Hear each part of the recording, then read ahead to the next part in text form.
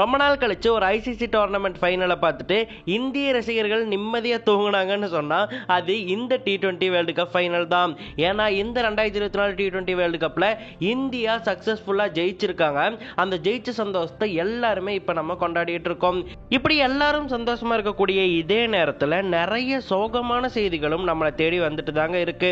ஏன்னா நமக்கு பிடிச்ச நிறைய பிளேயர்ஸ் தங்களுடைய ரிட்டையர்மெண்ட்ஸை அறிவிச்சிருக்காங்க. அந்த வகையில் இந்த வீடியோவில் நாம இந்த T20 வேர்ல்டு கப் மூலியமா யார் யாரு தங்களுடைய ரிட்டையர்மெண்ட்ஸ் அறிவிச்சாங்க அப்படிங்கறது தான் விரிவா பார்க்க போறோம். டைம் வேஸ்ட் பண்ணாம வீடியோக்குள்ள போயிடும். வீடியோக்குள்ள போறதுக்கு முன்னாடி மறக்காம அறம் யாதனலுக்கு சப்ஸ்கிரைப் பண்ணிருங்க. விராட் கோலி, இந்த மனுஷனை பார்க்காம நம்ம எப்படிங்க போக முடியும்? கிட்டத்தட்ட 15 வருஷம் இந்தியா டீமுக்காக உழைச்சவர் தான் விராட் கோலி. இந்த ஒரு விராட் கோலி நம்ம இந்தியா vs சவுத் ஆப்பிரிக்கா ஃபைனல்லையும் சிறப்பா ஆடி அந்த மேட்ச்ல player of the match award வாங்கினாரு. அப்படி வாங்கினப்ப நமக்கெல்லாம் சந்தோஷமா இருந்துச்சு. ஆனா வாங்கின உடனே அவர் சொன்ன வார்த்தைகள் தான் நம்ம இதயத்தை சுக்குநூறாக்குச்சு. அப்படி என்னாச்சுன்னு கேட்டீங்கன்னா, player of the match award வாங்கின உடனேயே அவர் தன்னுடைய ரிட்டையர்மெண்ட்டை அறிவிச்சிட்டாரு. This was my last T20 World Cup. This is exactly what we wanted to achieve. இதுதான் என்னுடைய லாஸ்ட் கேம் அப்படின்னு சொல்லிட்டாரு. இதன் மூலமா இந்த ஒரு போட்டி தான் விராட் கோலியுடைய லாஸ்ட் T20 கேமா இருக்க போகுது அப்படிங்கிறது நமக்கு தெரிய வந்திருக்கு. T20ல இருந்து தான் அவர் ரிட்டையர் ஆயிருக்காரு. ODI அண்ட் டெஸ்ட்ல இன்னும் ரிட்டையர் ஆகல. ஸோ ODI அண்ட் டெஸ்ட்ல வந்துட்டு விராட் கோலியை நம்ம கண்டிப்பா பார்ப்போம். ஆனா T20ல தான் பார்க்க போறது கிடையாது.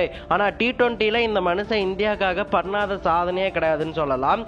T20லேயே அதிக ரன்கள் அடித்தவர்கள் பட்டியல இன்டர்நேஷனல் அளவுல விராட் கோலி 2ஆம் இடத்துல இருக்காருங்க.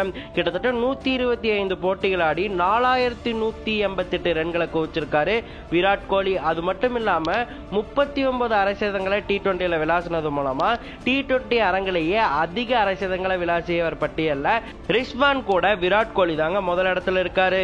நிறைய குரூசியல் கேம்ஸ்ல இந்தியாவுக்காக பல வெற்றிகளை வாங்கி கொடுத்து சேஸ் மாஸ்டர் அப்படிங்கிற பெயரையும் விராட் கோலி வாங்கி இருக்காரு. இப்படிப்பட்ட விராட் கோலி T20ல இருந்து ரிட்டையர்ட் ஆகிறது அப்படிங்கிறது ரொம்பவே சோகமான விஷயம் தான். எப்படி T20 வேர்ல்டு கப்ல வந்துட்டு வேர்ல்டு கப்பை விராட் கையில கொடுத்து அவர் ரிட்டையர் பண்ண வச்சோமோ, அதே மாதிரி RCBயோ IPL கப்பை வந்துட்டு அவர்கிட்ட கொடுத்து ரிட்டையர் பண்ண வச்சா ரொம்பவே நல்லா இருக்கும். ரோஹித் சர்மா, T20லேயே சிறந்த பிளேயர் யாருன்னு கேட்டா எல்லாருமே ஒவ்வொரு பதில சொல்லுவீங்க. ஆனா உண்மை என்னன்னா, T20லேயே சிறந்த இந்தியன் பிளேயர்னா அது ரோஹித் சர்மா தாங்க. 2017ஆம் ஆண்டு ஸ்ரீலங்கா vs இந்தியா மேட்ச்ல 35 பந்துகள்ல சதத்தை கடந்திருப்பாரு ரோஹித் சர்மா.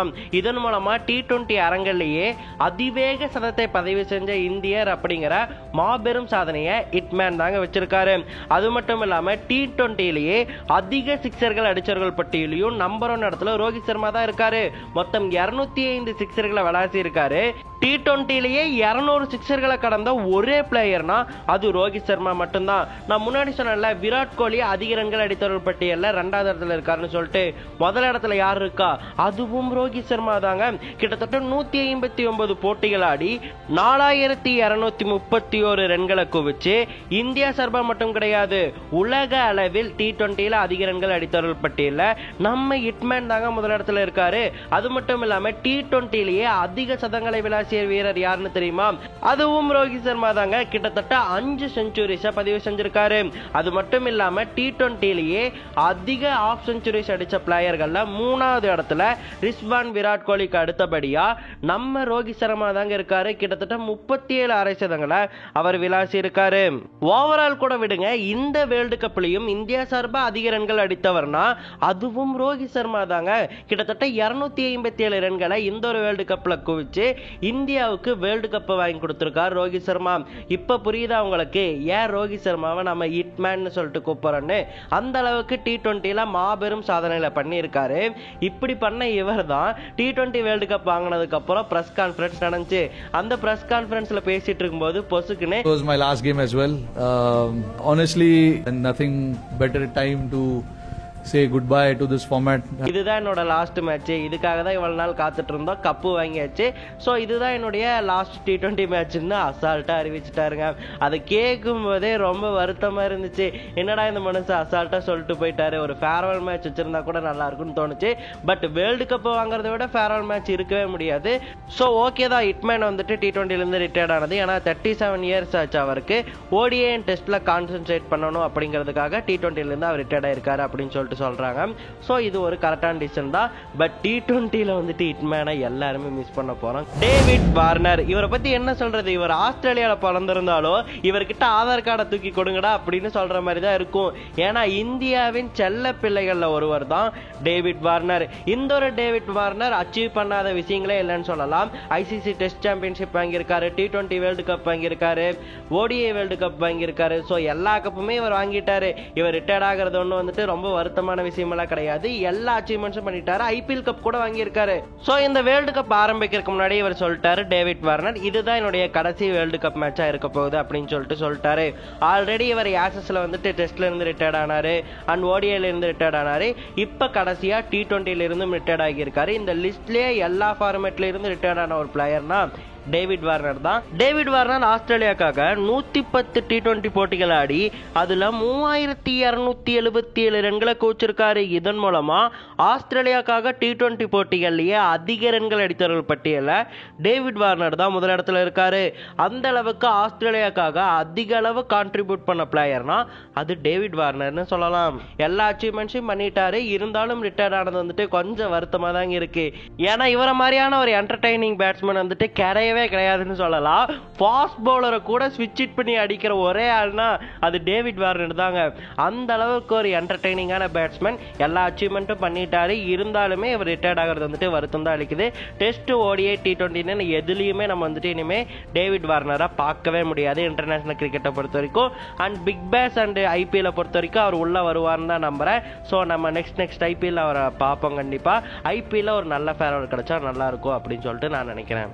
ரவீந்திர ஜடேஜா நம்ம தலைவன் வந்துட்டு அவெஞ்சர்ஸ்ல இருக்கிற ஆக்காய் மாதிரிங்க. ஆக்காய் இல்லைன்னா அவெஞ்சர்ஸ் தோத்துருமில்ல, அந்த மாதிரி தான். ஜடேஜா இல்லைனாலுமே இந்தியா தோத்துரும். அப்படிதான் கடந்த 12 வருஷமா வந்துட்டு இந்தியாவுடைய ஒரு காவல் தெய்வமா செயல்பட்டு வந்துட்டு இருக்காரு ரவீந்திர ஜடேஜா. ஃபீல்டிங், பேட்டிங், பவுலிங்னு ஒட்டுமொத்த ஆல்ரவுண்டிங் பர்ஃபார்மன்ஸ்லயும் நம்பர் 1 இடம்னா அது ரவீந்திர ஜடேஜாக்கு தாங்க. இந்தியாவிலேயே 3 பெஸ்ட் ஆல்ரவுண்டர்ஸ் தான். ஒன்னு ரவிச்சந்திரன் அஸ்வின், இன்னொன்னு ஹர்திக் பாண்டியா அண்ட் ஆல்சோ ரவீந்திர ஜடேஜா. என்னை பொறுத்த வரைக்கும் இவர் தான் நம்பர் 1. ஓகேங்களா.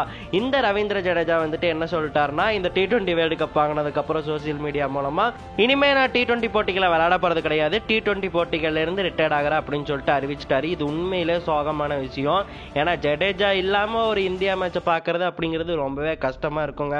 இவர் வந்துட்டு 74 T20 போட்டிகள் ஆடி இருக்காரு. அதுல 515 ரன்களும் 54 விக்கெட்களையும் எடுத்திருக்காரு. ஸோ ஒரு one of the best all-rounder வந்துட்டு நம்ம மிஸ் பண்ண போறோம். இந்தியாவின் நம்பர் 1 ஆல்ரவுண்டர்னா இப்போதைக்கு ரவீந்திர ஜடேஜா தாங்க. ட்ரெண்ட் போல்ட் எனக்கு மிகவும் பிடித்த பவுலர்கள்னா Brett Lee, Steyn and Trent Boult. Power play கிங்னு ட்ரெண்ட் போல்ட்டை சொல்லலாம். ட்ரெண்ட் போல்ட் ஃபர்ஸ்ட் ஓவர் போடுறதுக்கு பால கையில வச்சிருக்காருன்னு சொன்னாலே ஓப்பனிங் பேட்டர்ஸ் எல்லாம் நடுங்குவாங்க. ஏன்னா அந்த அளவுக்கு ஃபர்ஸ்ட் ஓவர்லயே விக்கெட் எடுக்கக்கூடிய திறமை வாய்ந்தவர் தான் ட்ரெண்ட் போல்ட். இவருடைய இன் ஸ்விங், அவுட் ஸ்விங் திறமையெல்லாம் பார்க்கும்போது இவர் என்னடா நோக்கு வர்மம் பண்ணி ஸ்விங் பண்ண வைக்கிறாரா பால அப்படின்னு சொல்லிட்டுலாம் தோணும். அந்த அளவுக்கு ஒரு கிரேட்டஸ்ட் பவுலர் தான் ட்ரெண்ட் போல்ட். ட்ரெண்ட் போல்ட் இது வரைக்கும் T20 போட்டிகள் 61 ஆடி இருக்காரு. அதன் மூலமா 83 விக்கெட்டுகளையும் கைப்பற்றி இருக்காரு. இந்த T20 வேர்ல்டு கப்ல நியூசிலாந்து வந்துட்டு பரிதாபகரமா வெளியே போனாங்க அப்படின்னு சொல்லிட்டு உங்க எல்லாருக்குமே தெரியும். குரூப் ஸ்டேஜ்ல கடைசி போட்டியான பப்புவா நியூ கினியா கூட ஆடும்போது ட்ரெண்ட் போல்ட் முன்னாடியே சொல்லிட்டாரு, இதுதான் என்னுடைய லாஸ்ட் வேர்ல்டு கப்பாவும் இருக்க போகுது, லாஸ்ட் T20 போட்டியாவும் இருக்க போகுது அப்படின்னு சொல்லிட்டு முன்னாடியே அறிவிச்சிட்டாரு. அந்த வகையில நியூசிலாந்து பப்புவா நியூ கினியா தான் ட்ரெண்ட் போல்ட்டுடைய கடைசி போட்டியா அமைஞ்சிச்சு. ஸோ இந்த ஒரு 5 பேர் தான் டைரக்டாவே T20லேருந்து நாங்கள் ரிட்டையர்ட் ஆக போறோம் அப்படின்னு சொல்லிட்டு அறிவிச்சிருக்காங்க. இவங்க மட்டும் கிடையாது, நமீபியாவின் டேவிட் வைஸ் அண்ட் ஆப்கானிஸ்தானை சேர்ந்த முகமது நபி இவங்க எல்லாருமே ரிட்டையர்ட் ஆக போறதா சொல்லிட்டு இருக்காங்க. பட் இருந்தாலுமே அபிஷியலா அறிவிக்கலாம். அபிஷியலா அறிவிக்கும் போது நம்ம இன்னொரு வீடியோவும் போடுவோம். சரி ஓகே மக்களே, நான் உங்களை அடுத்த வீடியோல பார்க்குறேன். நாம பார்த்த இந்த லிஸ்ட்ல எந்த ஒரு பிளேயர் ரிட்டையர்ட் ஆகிறத பார்த்து நீங்க அதிக வருத்தப்படுறீங்க அப்படிங்கிறத மறக்காம கமெண்ட்ல சொல்லுங்க. அண்ட் மறக்காம உங்களுக்கு பிடிச்ச கிரிக்கெட் பிளேயரையும் கமெண்ட்ல சொல்லிட்டு போயிருங்க. நான் உங்களை அடுத்த வீடியோல பார்க்குறேன். அது வரைக்கும் ஆரம்பியாதீங்கள சப்ஸ்கிரைப் பண்ணி வச்சுக்கோங்க.